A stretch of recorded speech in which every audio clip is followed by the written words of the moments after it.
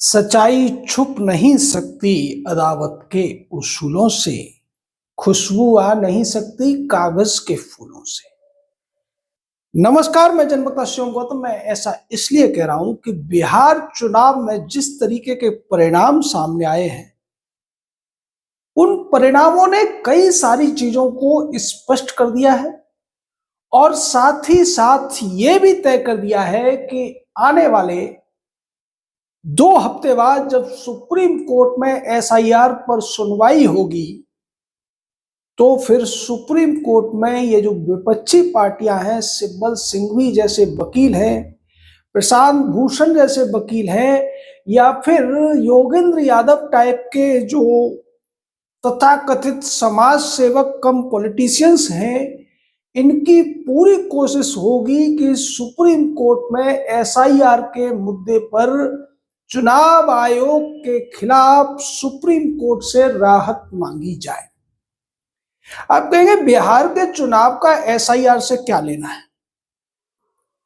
इस पर हम विस्तार से चर्चा करने वाले हैं कि एसआईआर की वजह से ही बिहार के चुनाव का ये परिणाम आया है।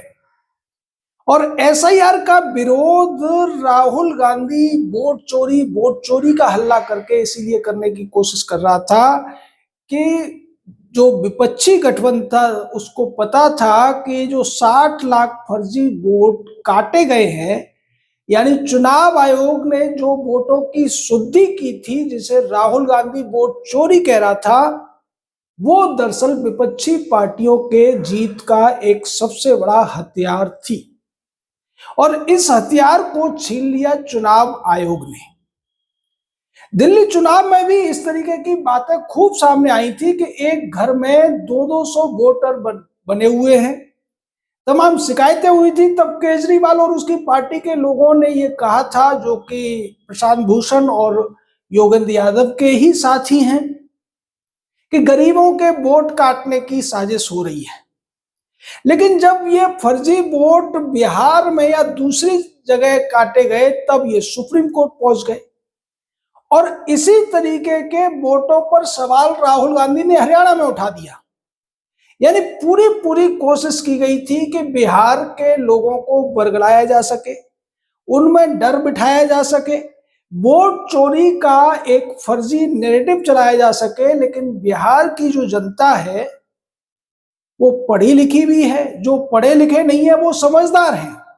पुरानी कहावत है कि राजनीति में अगर बिहार और उत्तर प्रदेश के लोगों से बात करोगे तो कई घंटे गुजर जाएंगे, लेकिन आप उनको आश्वस्त नहीं कर पाएंगे। और बिहार की जनता ने यह साफ साफ दिखा दिया है। इस चुनाव में तीन तीन वंशवादी नेताओं की इतनी ज्यादा मट्टी पलीत की है बिहार की जनता ने कि उन नेताओं को भी चुनाव में प्रधानमंत्री ने जो अप्पू टप्पू और चप्पू कहा था, वो सही साबित हो गया है। चाहे लालू के लाल तेजस्वी यादव हों, उनकी पार्टी 30 से भी कम सीटों पर सिमटती नजर आ रही है। और सोनिया सुत राजीव नंदन राहुल गांधी का तो इतना बुरा हाल हुआ है कि उनकी सीटें चार मीनारा सांसद असदुद्दीन ओवैसी की पार्टी की सीटों से भी कम रह गई हैं। असदुद्दीन ओवैसी की पार्टी को 5 सीटें मिलती हुई नजर आ रही हैं, जबकि राहुल गांधी की पार्टी को 4 ही सीटों पर संतोष करना पड़ रहा है। इस चुनाव में एक और व्यक्ति का गुरूर पूरी तरह से चूर चूर हुआ है और वो व्यक्ति है प्रशांत किशोर।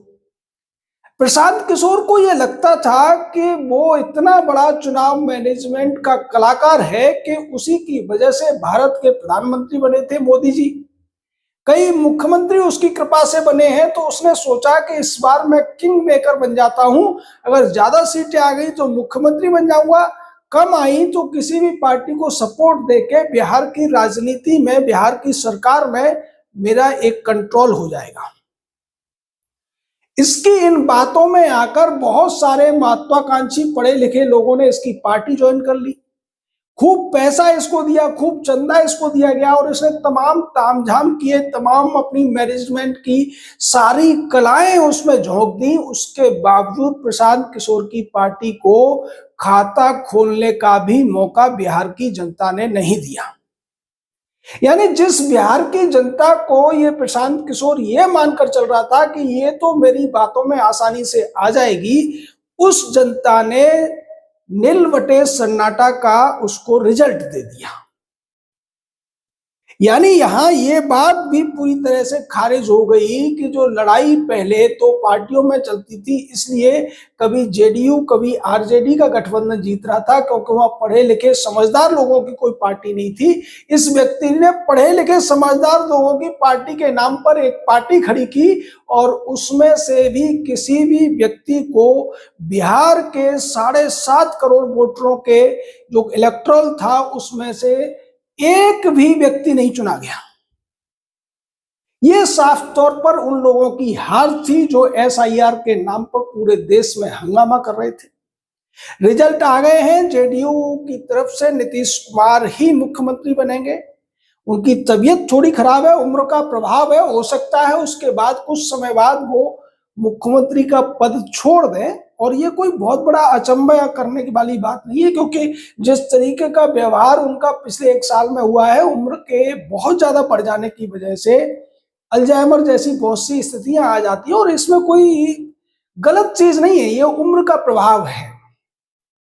लेकिन नीतीश कुमार के प्रति जो जनता ने विश्वास जताया है, एनडीए के प्रति, प्रधानमंत्री के प्रति, और इस चुनाव में एक और बड़े फैक्टर रहे, वो थे योगी आदित्यनाथ। योगी आदित्यनाथ ने बिहार में दर्जनों सभाएं की और वो जहां जहां गए वहां पर जो कैंडिडेट थे वो जीत के प्रति आश्वस्त हो चुके थे। ये बहुत बड़ी विजय है एनडीए की और बहुत बड़ी हार है उन लोगों की जो बेसिर पैर की बातें करके लोगों को बरगला कर, लालच देकर ठगने की कोशिश करते हैं। जनता अब उतनी मासूम नहीं रही है। हालांकि अभी भी जनता को लोग ठगने का काम करते हैं, लेकिन जनता ये पहचान करना जानती है कि कौन उसकी बातों को सही तरीके से मानेगा और कौन नहीं मानेगा। जंगल राज का जो भय दिखाया गया वो भी जनता को वोट देने से पहले सोचने के लिए मजबूर करने वाला था, क्योंकि लालू के राज में जिस तरीके की स्थितियां उत्पन्न हुई थी और अभी तेजस्वी यादव के खिलाफ भी एक मामला कोर्ट में चल रहा है आईआरसीटीसी के घोटाले में, उनका जेल जाना लगभग तय है। तो वैसी स्थिति में जनता को यह भी लग रहा था कि इन व्यक्तियों को या लालू की पार्टी को वोट देने का कोई फायदा नहीं है, क्योंकि ये लोग अपराधी हैं, भ्रष्टाचारी हैं। और इसीलिए जनता ने जिस तरीके से वोटिंग के दौरान वोट परसेंट बढ़ा, उससे साफ हो गया था कि इस बार एनडीए को बहुत बड़ी जीत मिलने जा रही है। लेकिन अब इसका जो प्रभाव पड़ने वाला है वो सुप्रीम कोर्ट में देखने को मिलेगा। एसआईआर की वजह से जो 60 लाख फर्जी वोटर हटाए गए थे, जो डुअल वोटर्स थे या कोई भी वजह थी, जो मर चुके थे उनके भी वोट बने हुए थे, वो सारी जो दिक्कतें हैं वो देश के ज्यादातर प्रदेशों में हैं। अगर आप देखें तो करीब 7.25 करोड़ में से 60-65 लाख यानी कि करीब करीब 8 से 9% वोट जो है वो फर्जी थे, जो हटा दिए गए। अब उस तरीके से अगर देखा जाए तो यही स्थिति पश्चिमी बंगाल में भी देखने को मिलती है और यही वजह है कि एसआईआर के मुद्दे पर पश्चिम बंगाल सबसे ज्यादा हल्ला कर रहा है सुप्रीम कोर्ट में। पश्चिम बंगाल की तरफ से कपिल सिब्बल और सिंघवी जैसे वकील वहां खड़े हो गए हैं, प्रशांत भूषण एडीआर की तरफ से खड़ा हुआ है। अब ये लोग सुप्रीम कोर्ट में यही दलील देंगे कि देखिए तमाम वोटर्स के वोट काट दिए गए, इसलिए ये एनडीए जीत गया है। लेकिन चुनाव आयोग के पास उन सभी आरोपों के जवाब हैं। चुनाव आयोग पहले ही कह चुका है कि वो वोट चोरी के लिए नहीं बल्कि वोट शुद्धि के लिए एसआईआर कर रहा है और सुप्रीम कोर्ट इसको मान भी चुका है। सुप्रीम कोर्ट ये कह भी चुका है कि वोट शुद्धि करना चुनाव आयोग का काम भी है, उसकी ड्यूटी भी है। लेकिन चूंकि सुप्रीम कोर्ट में ये जो वकील हैं इनकी इतनी ज्यादा चलती है कि जब तक 4 महीने तक एसआईआर बिहार में चलती रही, कोर्ट में एसआईआर मुद्दे की सुनवाई होती रही, वोटर लिस्ट भी बन गई, वोट भी पड़ गए और अब रिजल्ट भी आ गया है, लेकिन एसआईआर का जो मुद्दा बिहार का है सुप्रीम कोर्ट में, वो अभी तक उसका फाइनल डिसीजन नहीं आया है। उसके साथ साथ पश्चिम बंगाल, तमिलनाडु और दूसरे राज्यों में जहां एसआईआर होनी है वहां की तरफ से भी बहुत सारी याचिकाएं डाल दी गई हैं, जिनको अब क्लब करके सुनवाई हो रही है। अब ममता बनर्जी को यह डर लग रहा है कि बिहार की तरह से अगर एसआईआर इसी तरीके से पश्चिम बंगाल में साबित हो गया और बहुत सारे वोट हट गए, जिसमें उम्मीद है कि वहां भी कम से कम 60-70 लाख से लेके 1 करोड़ वोट जो फर्जी हैं उन्हें हटाया जा सकता है।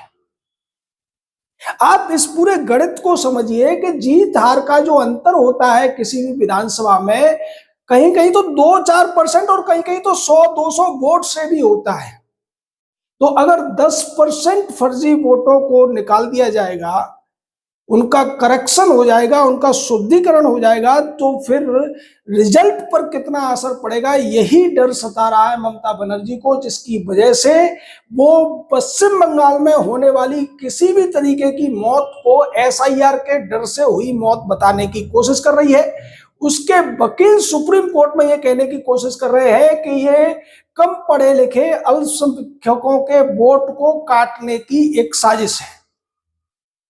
सुनवाई के दौरान एक तर्क दिया कपिल सिब्बल ने कि हमारे राज्य में इतनी ज्यादा 4G 5G नेटवर्क नहीं है, बिजली नहीं है, तो इस पर जस्टिस बागची ने यह पूछा था कि आप सरकार में हैं और आप ये कह रहे हैं कि आपके पास नेटवर्क नहीं है, सुविधाएं नहीं है, ये कितने शर्म की बात है।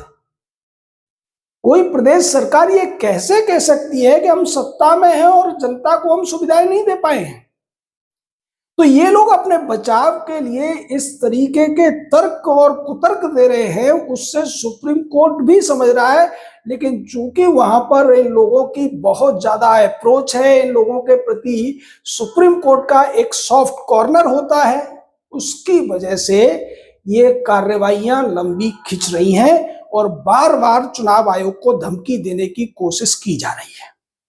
लेकिन चुनाव आयोग ने यह दिखा दिया है कि वो एक संवैधानिक संस्था होने के नाते जो उसके दायित्व हैं उनको अच्छी तरीके से पूरा कर सकता है, सुप्रीम कोर्ट की धमकियों के बावजूद पूरा कर सकता है और उसका सही परिणाम भी आ सकता है।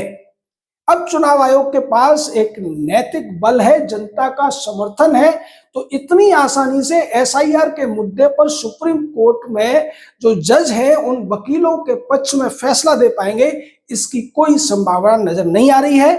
पूरे देश में जब एसआईआर होगा तो करोड़ों वोट हटेंगे या फिर करोड़ों फर्जी वोटों को निरस्त किया जाएगा, आप ये निश्चित मानकर चलिए।